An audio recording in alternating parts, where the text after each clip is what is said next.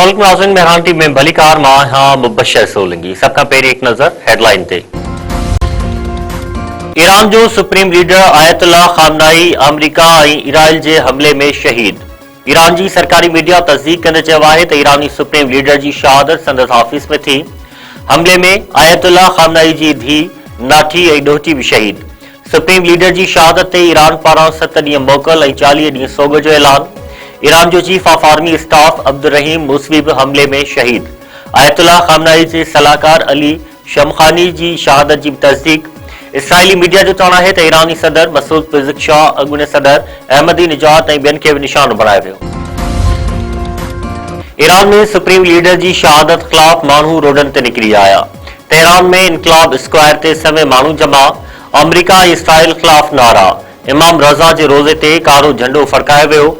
Iraq में मुक़दस रोज़न मथां सुर्ख लाइटूं रोशन। शहीद आयतुल्लाह खामनाई जो आख़िरी पैगाम सोशल मीडिया ते जारी। पंहिंजे आख़िरी पैगाम में आयतुल्लाह खामनाई चयो आहे त ईरानी क़ौम इस्लामी असूलनि खे ॼाणे थी। ईरानी क़ौम खे ख़बर आहे त छा करणो आहे। पासदाराने इनकलाब सुप्रीम लीडर जी शहादत जो पलान वठण जो ऐलान करे छॾियो। पासदाराने इनकलाब दावा कई आहे त नार जे मुल्कनि में अमरीका जे 14 फ़ौजी अॾनि खे निशानो बनायो वियो आहे, जिन में समें अमरीकी फ़ौजी मारिजी विया आहिनि। पासदाराने इनकलाब जे तर्जुमान जो वधीक चवणु आहे त ईरानी फ़ौज जो ऑपरेशन पूरी ताक़त सां जारी रहंदो। अमरीका जे फ़ौजी अॾनि मथां ईरानी फोर्सिस जा हमला वधीक शिदत सां कया वेंदा। अमरीकी सदर पारां ईरान मथां वधीक हमलनि जी धमकी। डोनाल्ड ट्रंप चयो आहे त बहितर आहे त ईरान अॼु हमला बंदि करे छॾे। हमला कया त वॾी ताक़त सां निशानो बनाईंदासीं। व्हाइट हाउस में मीडिया सां ॻाल्हाईंदे अमरीकी सदर वधीक चयो आहे त खामनाई जो मौत इंसाफ़ आहे। ईरानी अवाम पंहिंजो मुल्क वापसि वठे। हदफ़ हासिल करण ताईं शदीद बमबारी जारी रहंदी। अमरीका ऐं इसराइल पारां ईरान मथां हमले खां पोइ सलामती काउंसिल जो इजलास।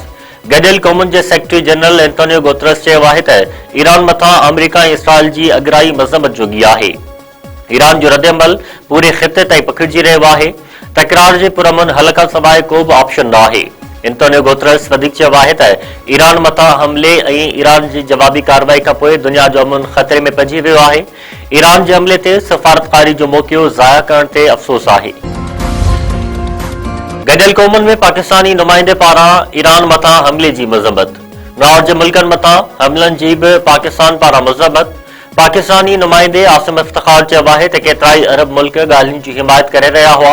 ॻाल्हियुनि दौरान सफ़ारतकारी खे डीरेल कयो वियो। वज़ीर आज़म शहबाज शरीफ़ इलाइक़ाई सूरतहाल ते हंगामी इजलास सॾाए वरितो। फ़ौजी क़यादत ऐं इंटेलिजेंस सरबराह शरीक थींदा। अफ़गानिस्तान ऐं ईरान जे हवाले सां मामलनि ते ग़ौर वीचार कयो वेंदो। मौजूदा इलाइक़ाई सूरतहाल ऐं मुल्की पॉलिसी ते मुशावरत कई वेंदी। कराची में अमरीकी कौंसल खाने ॿाहिरां एहतजाज, 5 ॾाह चकरियूं। ईरान मथां हमले ख़िलाफ़ समें माण्हू रोडनि ते निकिरी आया।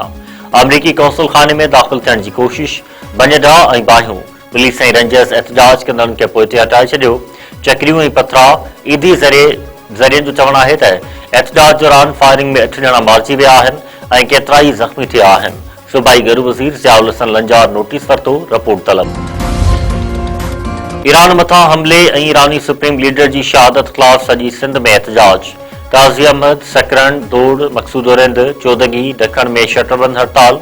लाड़काणो, जकाबाद, खैरपुर, उमरकोट, शहदादपुर ऐं न्यू सईदाबाद में मुज़ाहिरा। टंडोजाम, उबाड़ो, नगर पार्कर, बांधी, राणीपुर ऐं वारह में माण्हू रोडनि ते निकिरी आया। पाही पांधी, खड़ा, टिकराठो, खानपुर महर, राधण, पीरवसण, कुंडरी, मांझंद ऐं ॿियनि शहरनि में एहतजाजी रैलियूं ऐं मुज़ाहिरा।